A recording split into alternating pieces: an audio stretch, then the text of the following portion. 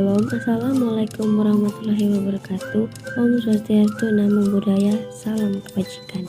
Perkenalkan, nama saya Putri Kurnia Eureka Sumayo, kelas A5 semester 1, program studi S1 Keperawatan.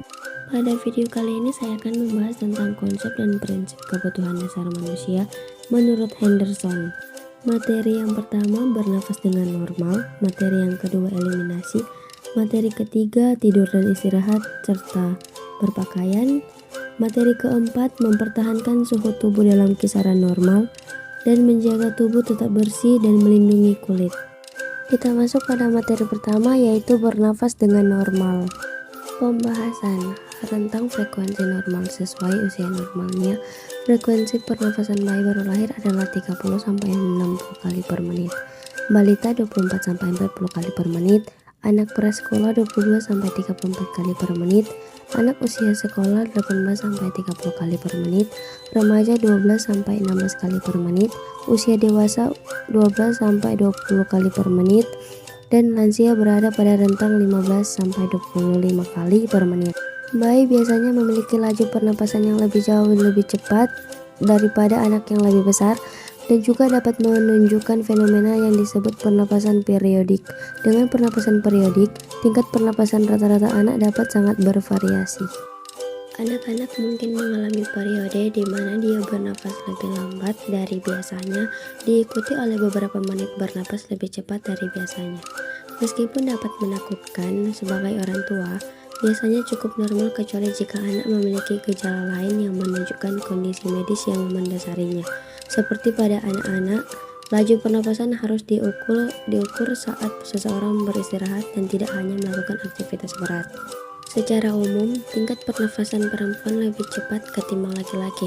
Frekuensi pernafasan normal pada lansia cenderung lebih tinggi daripada orang dewasa muda, terutama bila lansia sedang mengalami perawatan karena kondisi kesehatan tertentu. Frekuensi pernapasan adalah tanda vital yang sangat penting.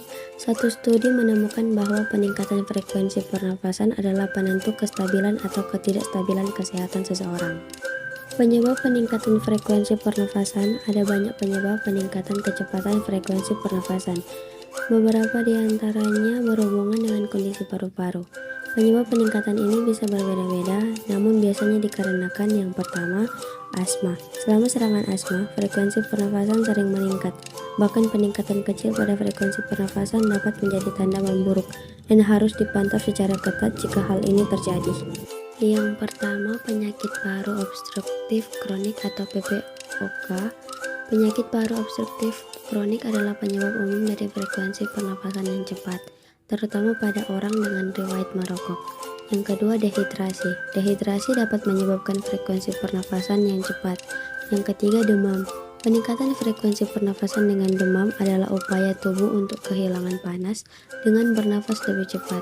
Penting karena frekuensi pernafasan yang meningkat dapat menjadi tanda infeksi yang memburuk. Keempat, kondisi jantung.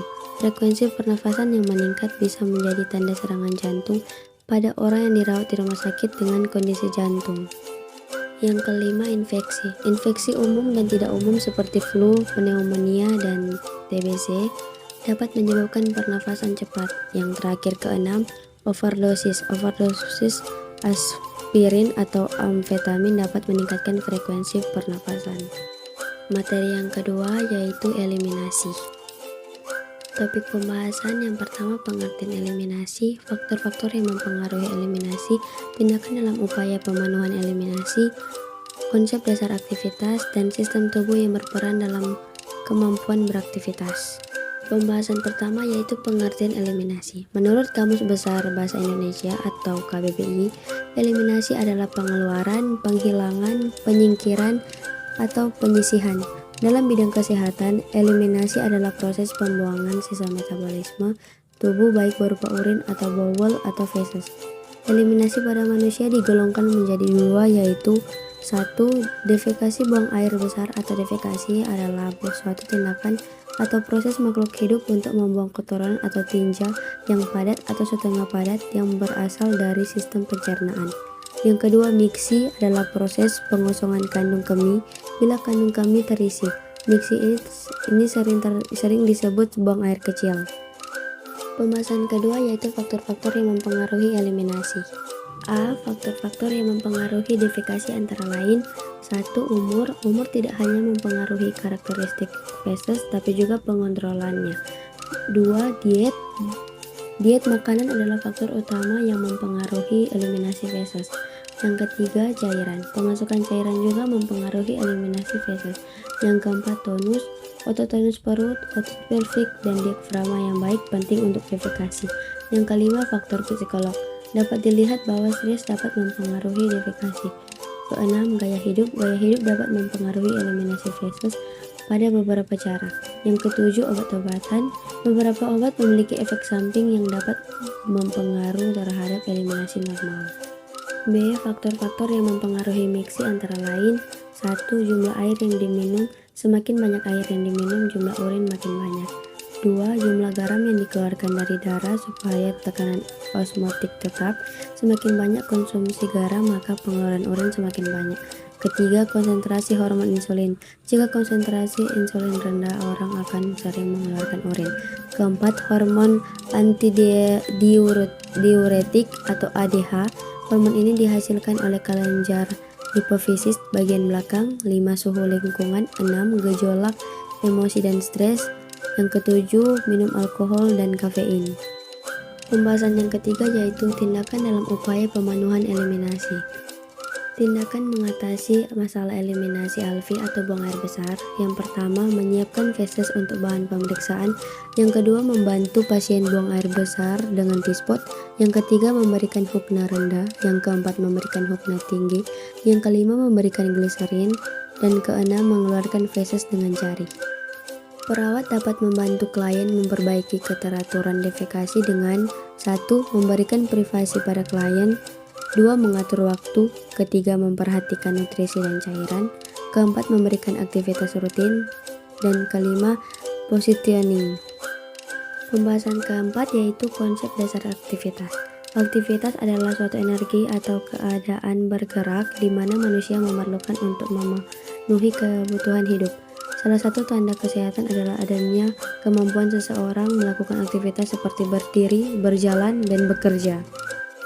Pembahasan kelima yaitu sistem tubuh yang berperan dalam kemampuan beraktivitas.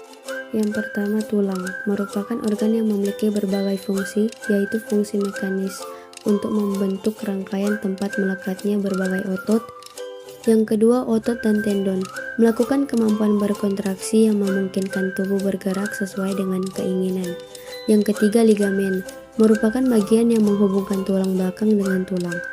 Yang keempat, sistem dan saraf terdiri atas sistem dan saraf pusat, yaitu otak dan medula spinalis, dan sistem saraf tepi, yaitu percabangan dari sistem pusat.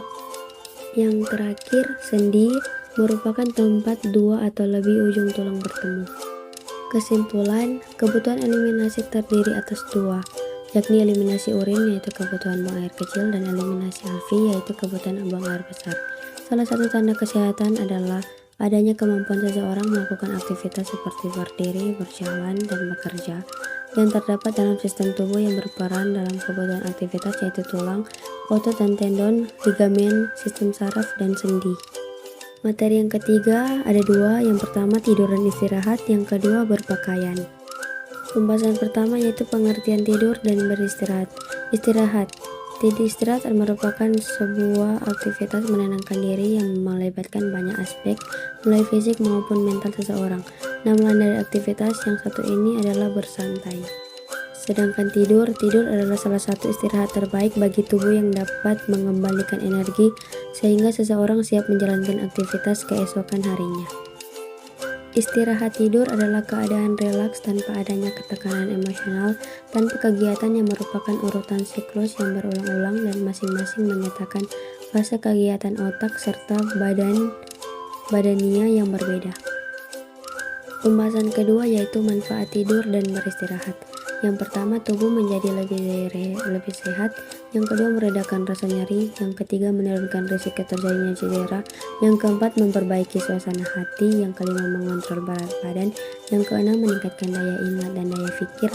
Yang ketujuh, meningkatkan sistem kekebalan tubuh. Pembahasan ketiga yaitu tips untuk mendapatkan tidur berkualitas. Yang pertama, hindari olahraga berat sebelum tidur. Yang kedua, hindari makanan berat menjelang waktu tidur. Yang ketiga, hindari minum kopi atau merokok sebelum tidur. Yang keempat, hindari bekerja, nonton TV, dan menggunakan handphone di kamar tidur. Pembahasan keempat yaitu dampak kurang tidur dan istirahat. Yang pertama, kesulitan berkonsentrasi yang membuat proses belajar serta berpikir menjadi lambat.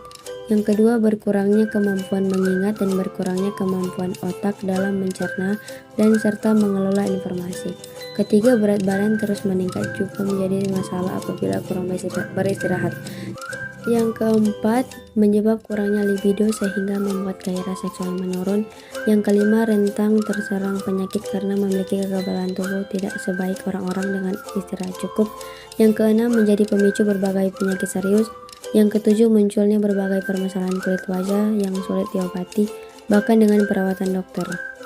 Pembahasan kelima yaitu pengertian berpakaian. Pakaian termasuk dalam kebutuhan primer manusia yang harus dipenuhi dan merupakan kebutuhan pokok manusia selain pangan dan papan. Kebutuhan pokok ini menjadikan pakaian menjadi suatu yang selalu ingin terpenuhi kebutuhannya dan selalu melekat pada tubuh seseorang yang akan memberikan kepantasan, kenyamanan, serta keamanan dalam kehidupan sehari-hari. Selain sebagai penutup tubuh, dari segi sosial dan ekonomi, pakaian juga dapat menunjukkan lambang status atau identitas yang mencerminkan pribadi seseorang. Kebutuhan ini juga dijadikan sebagai sarana penunjang penampilan bagi seseorang. Begitu banyak dan besarnya gaya hidup yang dianut oleh manusia pada saat ini, mulai dari tingkat bawah sampai atas, memiliki gaya hidup sendiri yang berbeda-beda dalam cara berpakaian seiring dengan kemauan, kemampuan, kebutuhan, status sosial, dan gaya hidup yang sangat mempengaruhi cara berpakaian seseorang. Pembahasan keenam yaitu fungsi berpakaian. Fungsi dari pakaian ini yaitu untuk melindungi tubuh dari cuaca, sinar matahari, debu, serta gangguan binatang, melindungi tubuh dari benda-benda lain yang membahayakan kulit dan menutupi atau menyamarkan kekurangan pakaian. Kesimpulan, tidur dan beristirahat adalah keadaan rileks tanpa adanya tekanan emosional, tanpa kegiatan, yang merupakan urutan siklus yang berulang-ulang dan masing-masing menyatakan fase kegiatan otak serta badannya yang berbeda. Sedangkan berpakaian merupakan kebutuhan pokok manusia.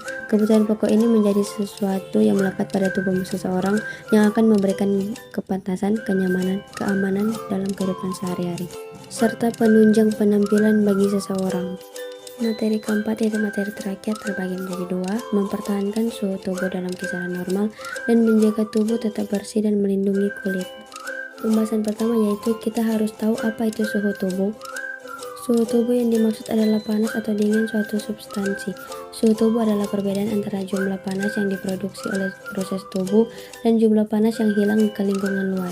Meskipun dalam kondisi tubuh yang ekstrim selama melakukan aktivitas fisik, mekanisme kontrol suhu manusia tetap menjaga suhu inti atau suhu jaringan dalam relatif konstan. Pembahasan kedua yaitu mempertahankan suhu tubuh dalam kisaran normal terdapat pada dua sisi. Sisi yang pertama, cara menjaga suhu tubuh normal saat cuaca panas yaitu minum banyak cairan, terutama cairan yang dingin, berlindung di tempat dingin, mandi atau berenang, kenakan pakaian berbahan tipis.